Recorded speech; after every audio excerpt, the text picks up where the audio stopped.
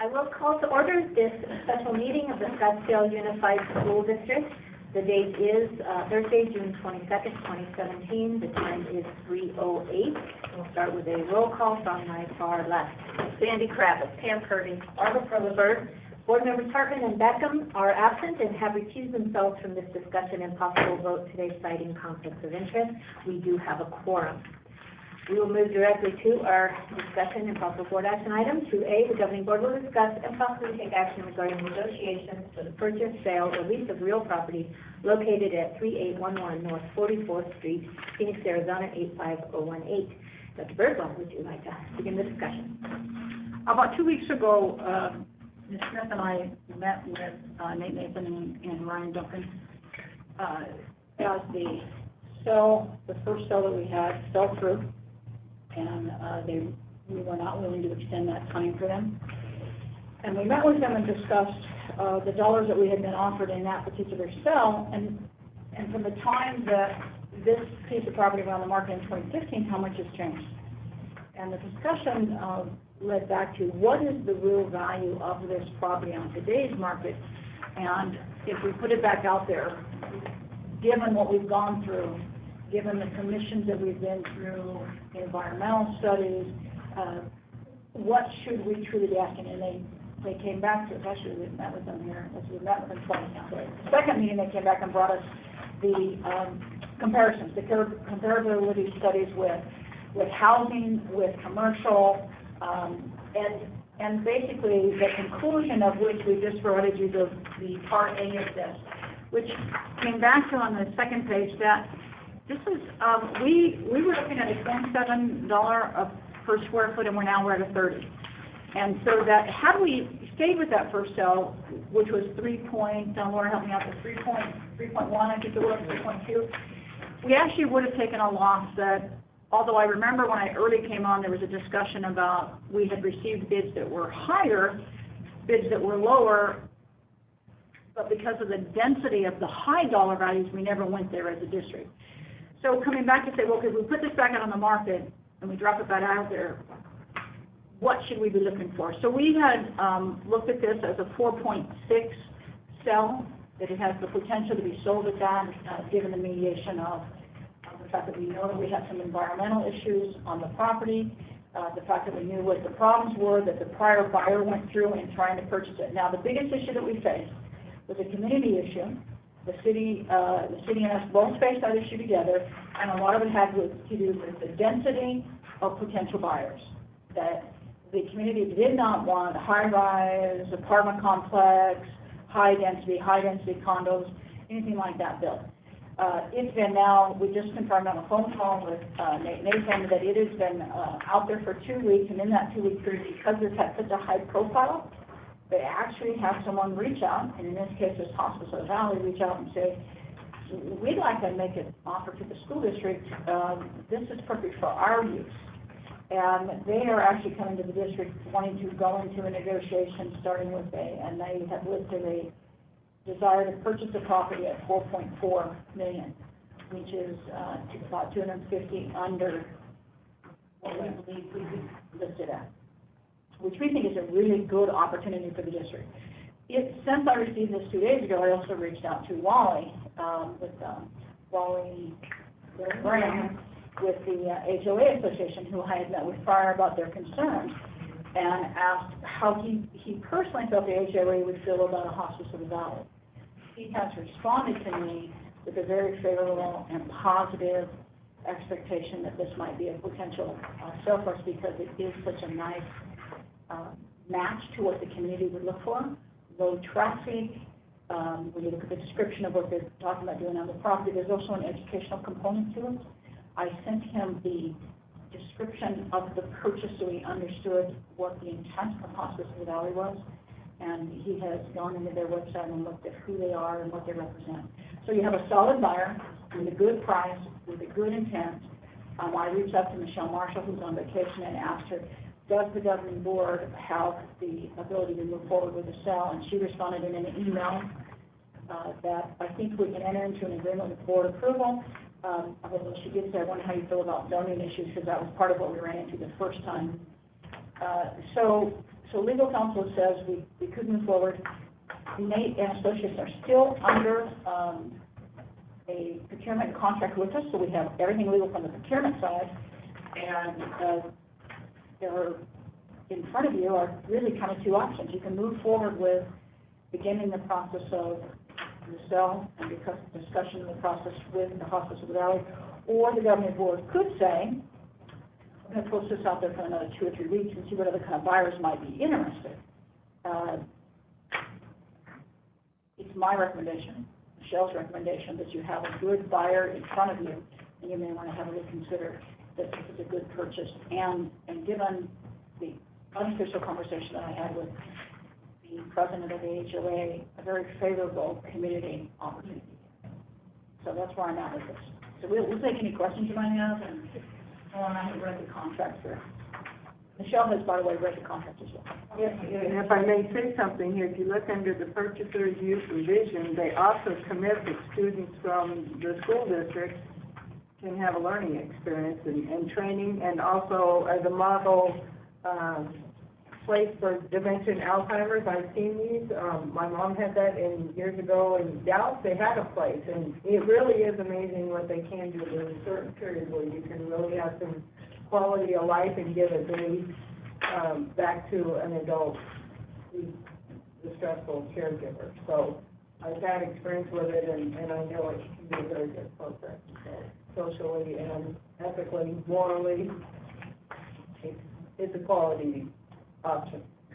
This would, by the way, in authorizing us to go forward with working through this, there is one piece that we would counter respond, and we wouldn't just accept this, because in this agreement it talks about us paying their realtors 3%, and we would not accept that. What was out there on the market said we would only be paying our representative, and that they would have to pay for theirs. So that 3%, we would counter that they must pay the 3% to their real estate representative, to Cushman and Wakefield.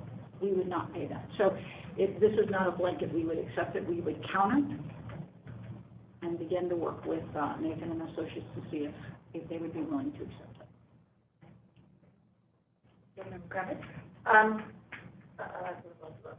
Do we know this sounds really good, do we know what the height or how many stories they're planning on building? Is it single, was it in here? I skimmed this, but I wasn't sure if it was in. Yeah, it's a 10-bed assisted living. I got the impression it wasn't. Yes. I got the impression single story. Yeah, we don't clarify that. Definitely in the 2 stories. Right, I didn't think so, but I didn't want to assume anything.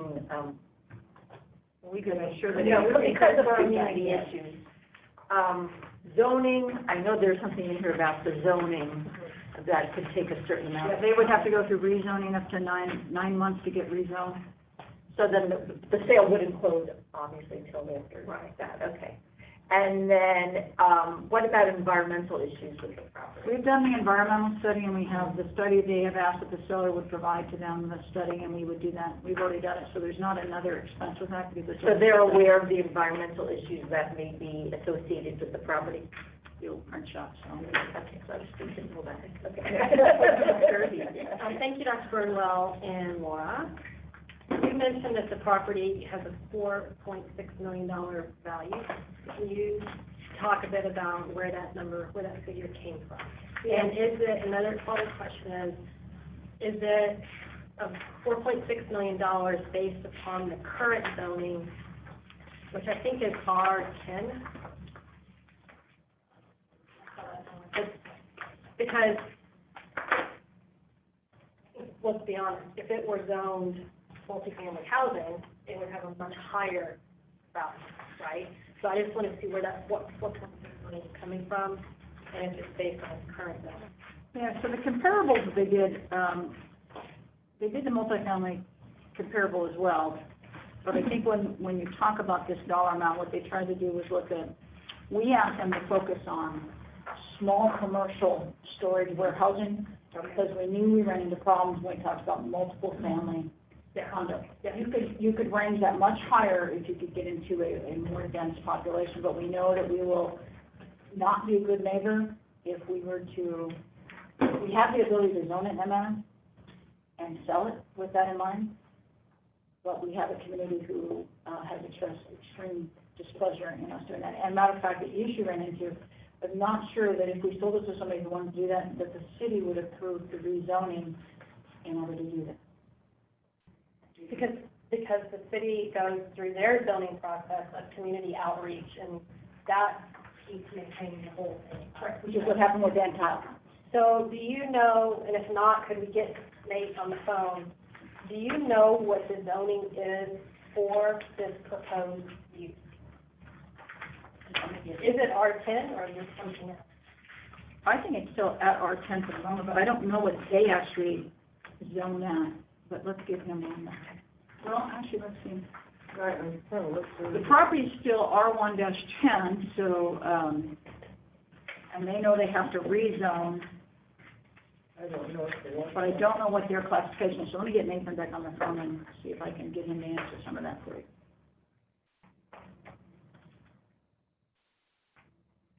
They can do the assessment, the market assessment. Yes. Yeah. So we can ask him some of the market assessment questions. Hi, this is Denise Birdwell calling from the Scottsdale School District, and Nate is expecting my call.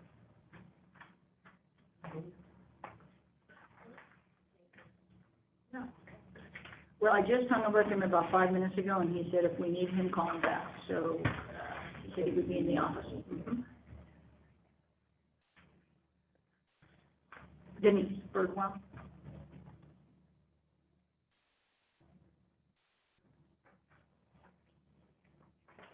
And I'll double check.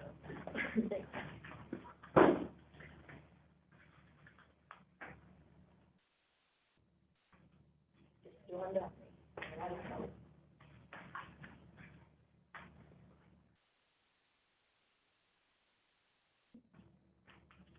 Yeah, I don't see anything in there that mentions their zoning. This other April thing refers to the latest reductions in our street.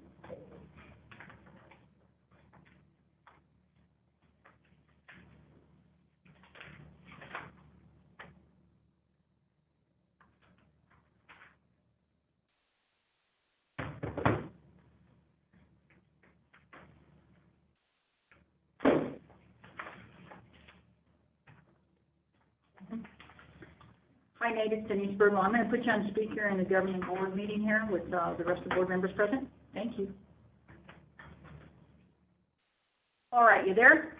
Hello,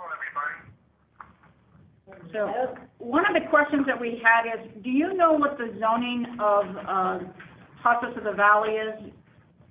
I'm not sure if it's a medical use they would be or office. There's a category called RO, which is residential office, and my guess it would fall under that category. I can find out from Paul Gilbert pretty quick here. Okay. And do we have a second question? I'll say it and you can repeat it because there's problems. I'm going to put you closer to the board so they can ask questions. Hi, Nate, it's Pam Kirby. The $4.6 million value, is that with the current zoning of the underlying zoning, which I think is single-family housing? No, you don't have underlying zoning. The problem you have on your property is it's always been a school. And when we went down the last time to hear Al Stevenson, the planning director down in Phoenix, your general plan says school. So when we talked about densities, they said we can't recommend densities because there is no zoning on this. The general plan says school, and so you have to look at the surrounding neighborhood, which is R110, and which is about 3 to the acre. And so he said, if anything, that's probably what the zoning should be on your property, but that's problematic for all the school zone property, and for all the property you own. If that's the case, the general plan is all inconsistent with what we So the $4.6 million value is based on what zoning? What category? Well, the 4.6 value is going on a per square foot based on what the comps rate. So the comps are $27 to $40 a square foot up and down 44th Street, 32nd Street, Indian School, Camelback. Comps for what? What are we comparing to? For office buildings, for mini warehouse. Apartments are $27 to maybe $30 a foot if you can get it, but that's all based on higher density. Okay, I just want to make sure that we as a board, if we're evaluating this offer against a $4.6 million value, that is a value assigned to a zoning that is comparable to what the offer land use intends to be. Well, if you appraise the property, I think you had an appraisal done in the mid $2.8 million, if I'm not mistaken. 2 years ago. Yeah, and so I think today, under the existing zoning, it probably wouldn't go up much because it's not zoned for any of the uses we're talking about. That the value between 4.1 and 4.6 million is subject to rezoning and building permits. That's how your offers are going to come in. That's what Right. anyone. So I just want to make sure that I'm being clear here. I'm trying to make sure that the $4.6 million value, what we're being told the property is worth, is against the same land use that's actually going to be used by this offerer. You can rest assured that is. Okay, that's what I'm trying to get to. Thank you. Yeah, I understand. Yeah, okay, thanks, Nick. Any other questions for me? I guess I'll just ask one clarifying question. I did read it in the letter, but regarding zoning, as far as value of this land, from what my understanding is the rezoning into a multi-family use is unlikely. The rezoning for a multi-family use with a density over 50 units, 50 units total, is not possible. Okay. There are potential home builders that could build condos on here and probably justify $1.5 million plus or minus 9. Okay. That's going to be way more controversial going 2 or 3 stories. You know, you're going to have the same neighborhood's going to come up. If we get offers, I believe you get offers on that if we went back to the builders. But you're going to have the same issues as we have Yeah. with So really, spending efforts trying to evaluate what the land would be worth with that use really is kind of unnecessary, or just it wouldn't be feasible. Okay, thank you. Yeah.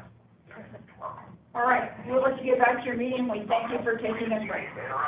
All right, thanks so much. Okay, bye, guys. There's no guys here. Generic. We should take a pause. We should take pause, yes. All right, we will resume. Any other questions? Some board members? Yes, Board Member Kirby. I just want to clarify that it's my understanding when we first put this property out in the market, we gave a date certain in the future for all bids to be in. And that was 18 months ago or so. One of those bids, one of those offers fell through about 2 weeks ago. Well, the one that we were negotiating with actually fell through about 2 weeks ago. A month ago. So now we are okay to consider this new offer without having to put a date certain in the future again. Correct. We basically, over the last 2 weeks, have put it out there to kind of get a sense of, and just to let people know that it's back on the market. During the time it was in escrow, it was not on the market. And even though sometimes they received call on it, what they told them is they were welcome to put backup bids.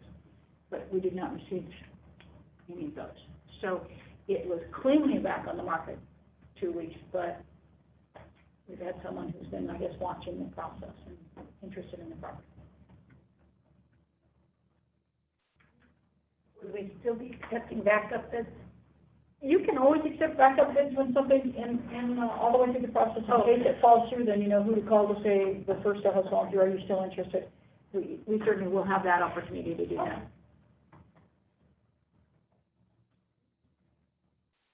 Well, my feedback, or no, so this out for consideration is,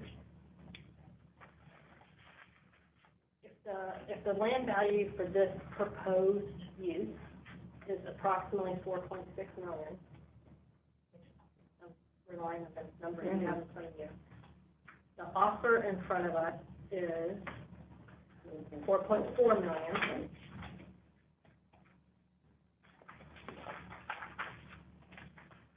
We do have an environmental issue that we do need to consider. Because of that environmental issue, I would be comfortable with the 4.4 to start beginning there. But clearly, we wouldn't discount further in the future because of that same environmental issue, right? Right, and the fact that these folks have to rezone. So there's a cost to them on rezoning as well. Right, that should be built into the offer. And then secondly, as the seller, we will not pay the buyer's broker fee, which is also one of the items in here that you mentioned earlier. Right. Those are the two starting points that I see.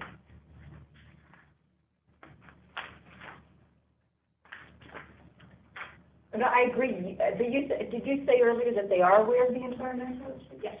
So, I'm assuming Yeah. that's built in. That That that's is built in, or, yeah. which is why it's less than the 4.6. Right, and that's, yeah, Yeah, I just want to be on record because I don't want them coming back and saying, We oh, didn't know. yeah, the environmental, we're going to drop it another 200. Right. No, I agree. You know, I agree with the 4.4. It's a starting point, taking it. and this is a starting point for negotiation, right? Well, you know, what they've done is, this is, you know, an offer, we counter offer. We put in the corrections of things and the clarifications like, affirming a single story, single story, 3% broker fees to be paid by, their broker fees are to be paid by them. That's our counter piece of that, and we will come on board. Is it the recommendation of Nathan Associates to begin the negotiation at a 4.6 price? No, it's a recommendation that this is a good value on this property, that we should accept that and take consideration, with, accepting it with them picking up their own 3%. He said that was the one thing we need to make sure that we countered on it. And no reduction based on the environment? No, he said that should not be an issue and we should stay to this price.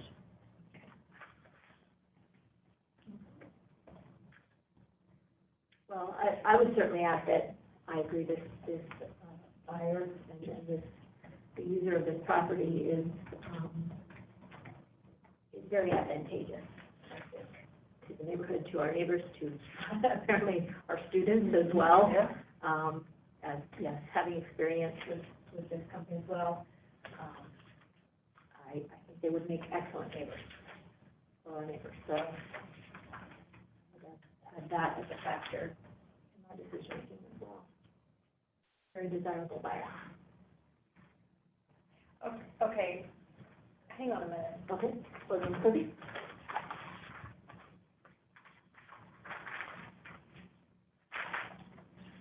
This letter from Nathan, on page 2, it says, we would, can I read from it? Yep. We would now suggest a minimum asking price of $30 per square foot, which equates to 4.6 million. So that's the minimum. So we're now taking the minimum value. Yeah, and Nancy, what he was saying was, is that this is the minimum value, but to get a higher value, we would have to go through believing that the city would allow for greater density and go through that process again. And given the prior sale and the problems we ran into with density, he's concerned you would not go higher than that because of it. Okay, so we could get more if we were willing to accept multifamily housing. That's what this, okay, I understand. All right, thank you. And if you add back in that they're paying us 3%, I mean, it doesn't, it's not money in our pocket, but it does add to the cost of the purchase to them. Okay. By our district, not us.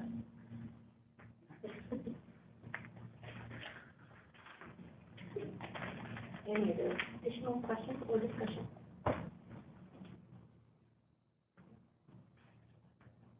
Ready to make a motion?